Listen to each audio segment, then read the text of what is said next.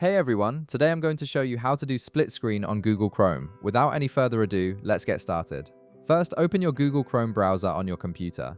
Once Chrome is running, you'll notice there are actually two different methods you can use to enable split screen view, and I'll walk you through both of them so you can choose whichever works best for you. Let's start with the first method. Begin by opening a new tab in Chrome and navigate to any website you'd like to view. For this example, let's say you want to visit youtube.com. Once that page loads, here's where the magic happens. Press Alt-Shift-N on your keyboard simultaneously. This keyboard shortcut will instantly activate Chrome's split view feature, dividing your browser window into two separate sections side by side. After the split view appears, you'll see an option to click New Tab in one of the panels. Click on it and you now have two different web pages displayed next to each other in the same browser window. This is incredibly useful when you need to compare information, reference one page while working on another, or simply multitask more efficiently.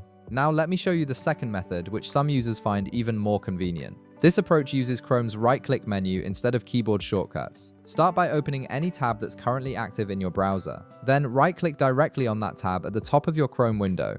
When the context menu appears, look for the option that says Add Tab to New Split View and click on it. Chrome will automatically create a split screen layout, allowing you to work with two tabs simultaneously without needing to remember any keyboard shortcuts. And that's it. You've successfully learned two different ways to enable split screen on Google Chrome, giving you more flexibility in how you browse and multitask. If this video helped you out, be sure to leave a like, subscribe, and I'll see you in the next one.